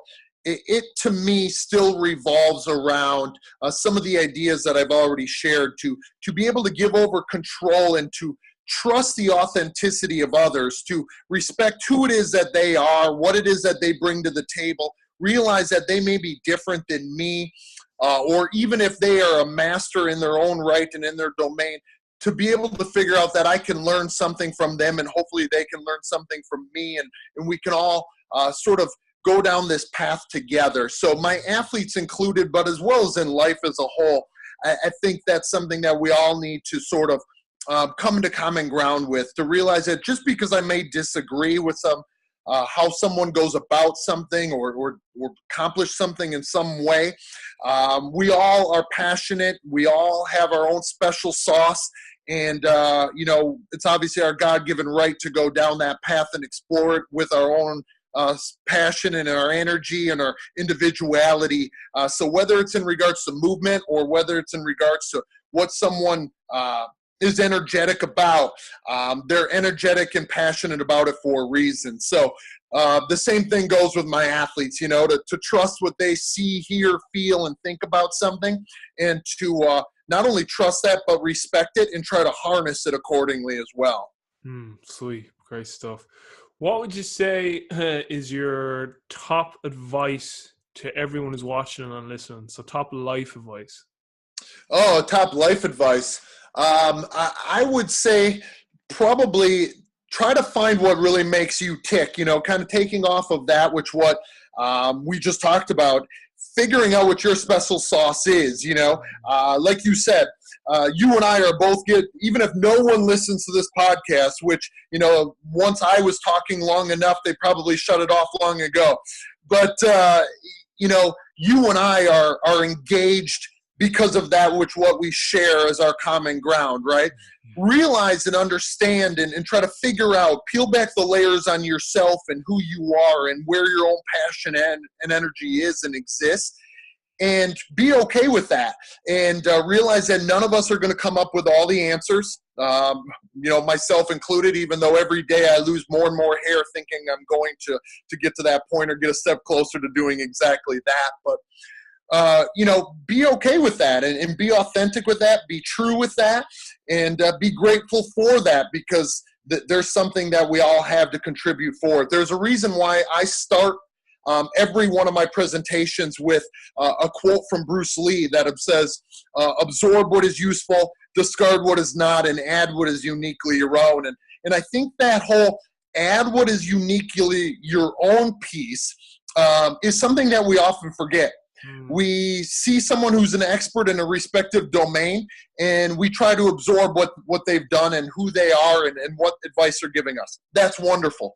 Then we have those individuals that we discard what we don't feel is useful. Again, we should do that as well, but I think the piece that we often forget is add what is uniquely our own, and I think that applies to everything. Whether it's something like continuing education as we both dive into these topics, or whether it's something like just something outside of our craft. Be who you are and be that unique self, because obviously it was done for a reason. Great stuff. What would your top resources be to all the listeners? And again, this doesn't just have to pertain to all the topics we've discussed so far. Like, it could be anything. Like, it could be a self-development course, a book, an online course. It could be an individual. What would your top resource be to help improve people's coaching and lives? Yeah, within the craft, I don't think it'll come as any shock or surprise that anything by Nikolai Bernstein is something that to improve you and your craft, every performance professional, performance enhancement professional, every movement skill acquisition coach, anyone who deals with athletes and their movement in any way, shape, or form, whether you agree with it or disagree with it, in the thought processes that he takes, I would implore everyone to pick up anything by Bernstein, or just as it dives into it and attempts to uncover and unlayer some of these ideas. So I think you'll see that he wasn't that far off, and he was asking questions and attempting to come up with answers to questions that we still have today about sport movement behavior, and about movement behavior as a whole, because realize that many of your listeners out there probably aren't even training athletes for sport. They might be just rehabilitation specialists, and I say just rehabilitation specialists. I don't mean it like that. I mean, you might be a personal trainer. You may be a sports scientist. You might be someone who's training general population.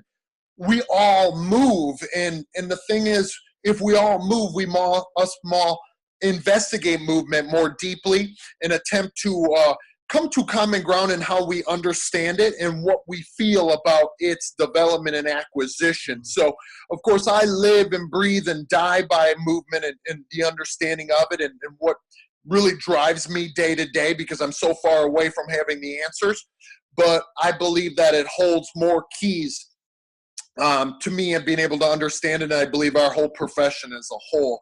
So I would say first and foremost, right then and there, is being able to dive into those things that sometimes are a little bit more complex than we give them credit for, because sport movement or movement as a whole within our environment, and when we throw the tasks that we face in there, gets pretty complex pretty damn quickly. So anything by Bernstein, if anyone out there is implored by some of these ideas in ecological dynamics, nonlinear pedagogy and skill acquisition in sport by Davids and others, I think is the other one that, as I told you off air earlier, is sort of my go-to recommendation reference right now for all the individuals in the profession. And I believe, I knew you were going to come up with it. I knew you had it handy.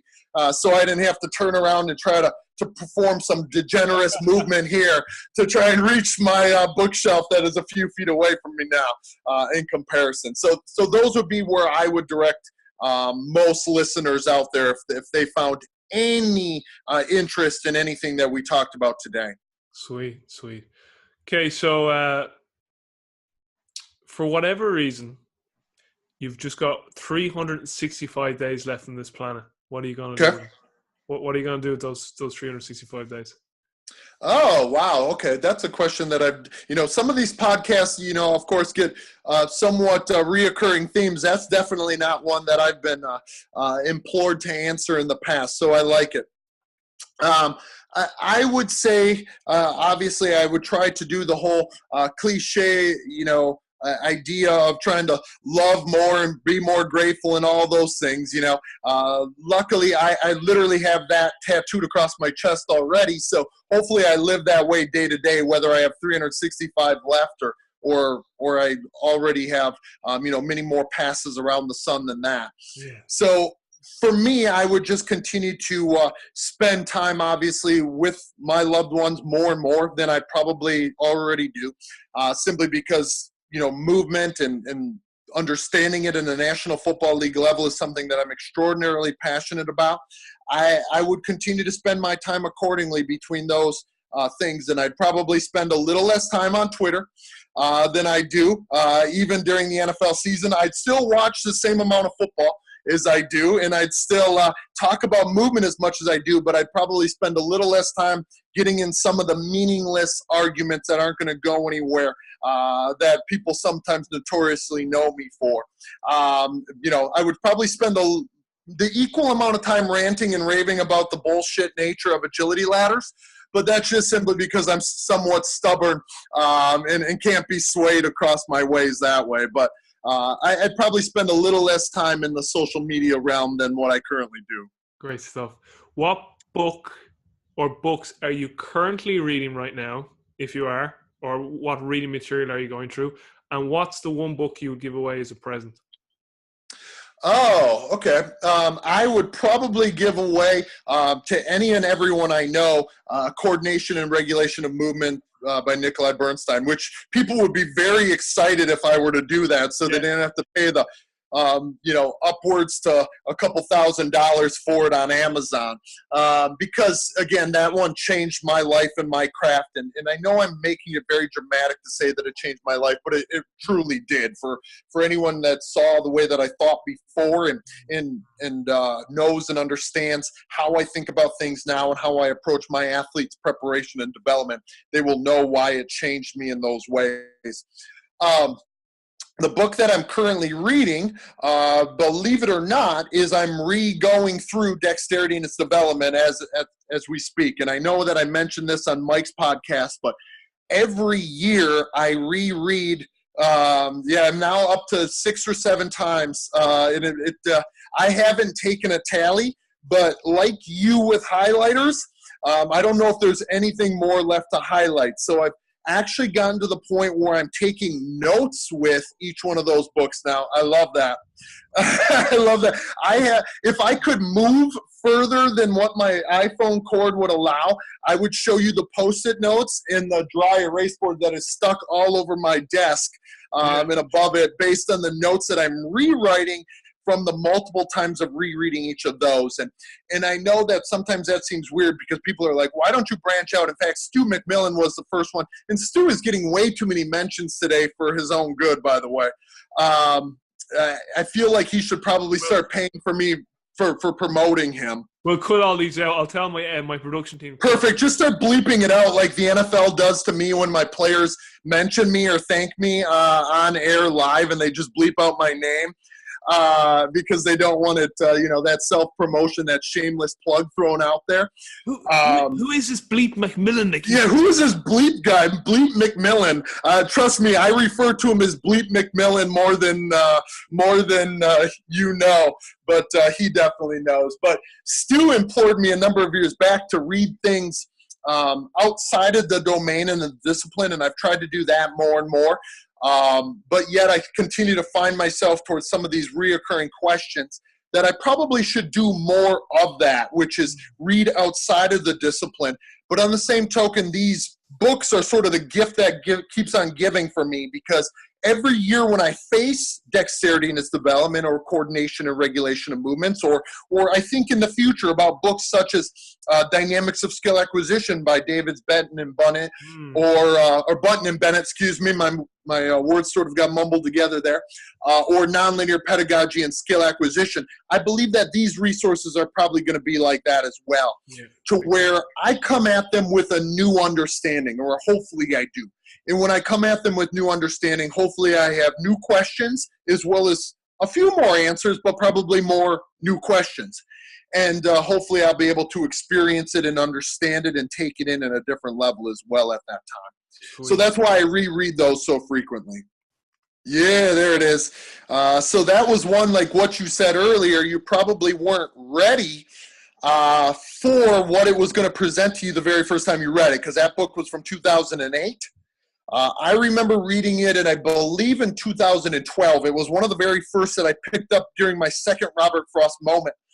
And I didn't, it was so eye-opening because it kept essentially calling me out for what I was doing and how I was doing it, and then presenting an alternative viewpoint towards understanding things, an alternative lens, if you will, and how I should look at sport movement behavior. And it definitely changed my world. So anyone who, I think it's pretty well read at this point, but on the same token, anyone who hasn't seen it, or anyone who's even just slightly excited about anything that you and I have talked about today, my friend, I would implore everyone to pick it up or go grab it.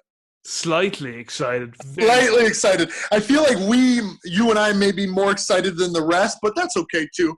As I always say I said this about my own movement conference. I said, I might actually be investing in something that only I'm going to be excited to sit in the audience and listen about, but at least I'm excited, so I'm investing it there anyway. We're like those comedians who tell jokes just for our own benefit. Do you ever see that? Yeah, most of our information that we shared may actually fit that billing. Hopefully we gave a few nuggets in between as well that people will be able to find some connection to. Great. This is the very last question. This is the last question I finish every show on. So I'm over in it's Minnesota. That's where you're based, is it? Yes, sir. So you don't want to be here, but you can come. So I'm over in Minnesota, and I hook up with you. So I say, Shawn, I'm in town, and I want to bring you to dinner, and have my magical powers with me. And you're like, what do you mean? It's like, I can bring dead people back to life. And okay. Say, we're going to go to dinner, and you can invite 5 people, any 5 people to this dinner, dead or alive. Who are you going to bring to this dinner, and why? Oh, I like it. Okay. I think one, probably, again, no shocker surprise, would be Nikolai Bernstein for obvious reasons. So I won't, unlayer as to why that would be the case, but just to maybe present certain ideas that I have off of the works that I've read of his, I think would be fascinating to sort of explore basically how dumb I really am and how dumb he could make me feel. I would take 2 individuals from my sport, Barry Sanders and maybe Dion Sanders, 2 individuals who are known for different things.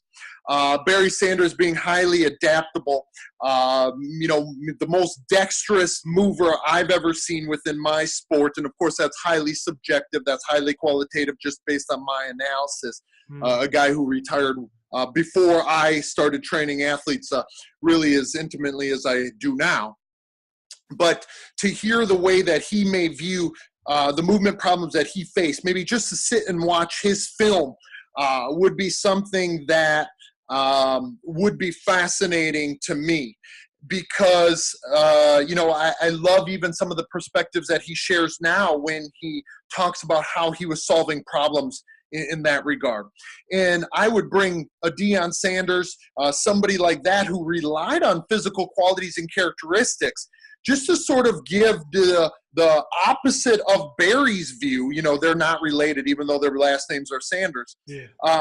Dion was often known for sort of out there improvising, but improvising based on his speed and his physical qualities, his explosiveness, and his qualities that were sort of second to none, sort of a Bo Jackson type of mover, as opposed to Barry didn't really have those physical qualities and traits.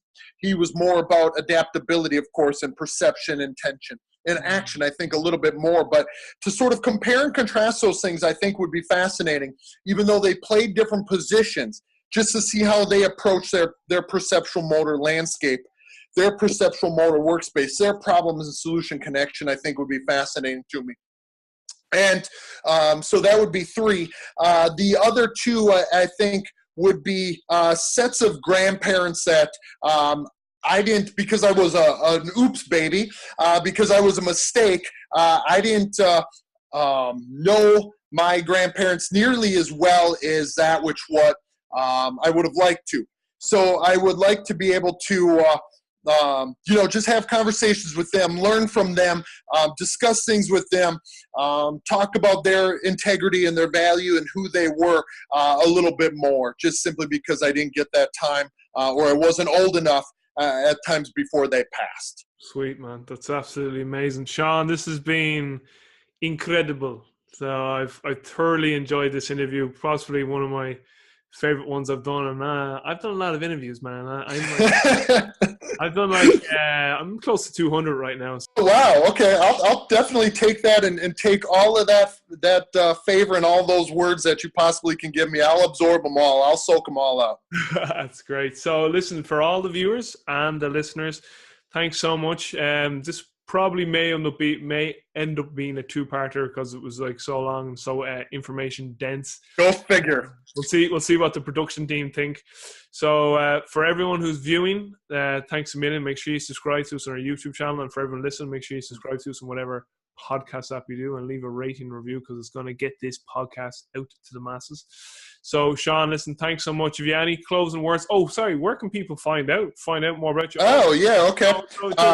Give us your website, give us your Twitter, and also from the Mike Robson podcast, I believe there's a book in the works. So just tell us about any upcoming projects and obviously your contact information. Yeah, there is a book in the works, and it was supposed to be done last year, but you know how that goes. It will be a sport movement skill acquisition book, sort of synthesizing some of my ideas. Try to bridge the gap, if you will, between the science and the arts that kind of exist within the movement studies and sciences, specifically in regards to sport movement behavior and some of the topics and ideas that we've discussed, and maybe some of them that we might discuss in the future, because I have a feeling we're going to connect in the future as well to do something similar as we did today. So at some point here in 2018, I'm hoping that will finally be released, number one. Number two, people can find me on Twitter. I am pretty interactive with people. I love to talk about anything sport movement related, obviously, as those listeners can tell. You can find me at Movement Miyagi, so people will be able to find me there and connect with me there. On that same token and note, I do have a YouTube channel that is full of free information, free content. I'm in the process of putting together this next batch of probably 40 or 50 videos that I think should go on there and be uploaded. So I'm about to kind of do a mass loading there of some of these topics where it's just me sitting and talking and discussing and uncovering and layering some of these concepts. So if you type in Shawn Myszka, Myszka, on YouTube, you should be able to find my channel. I do also have a content development site at optimizemovement.com, and people can also sort of see me discuss or read my thoughts as I discuss some of these ecological dynamics ideas at Football Beyond the Stats. .wordpress.com. World's longest URL, as I always tell people, because they're like, wait a minute, what? Huh? It's only because I don't pay like the $50 a year or whatever to WordPress, so I got to have the free one. I don't know. It's something ridiculous, and I'm just way too stubborn to do it, even though I probably should. So, I break down a play a week, an American football play per week, using these ideas in an integrated fashion at that site. So people can find me there. But my friend, I know that this has been a little long time coming, but I'm glad that we finally made it happen. It was, like you said, way better than I had even anticipated, and I was already super psyched to make it happen. So thank you for all you are doing. The pleasure is definitely all mine, and I can't wait to talk again. Oh, absolutely. Shawn, thanks for that. All that will be in the show notes, everything Shawn mentioned. So his Twitter, his website, his blog, when the upcoming book comes, we'll be doing a podcast on that for sure. So love it. Yeah, for everyone watching, everyone listening, that's the end of this episode. From me, Robbie Burke, and from Shawn Myszka, take care, and I'll talk to everyone soon. Peace.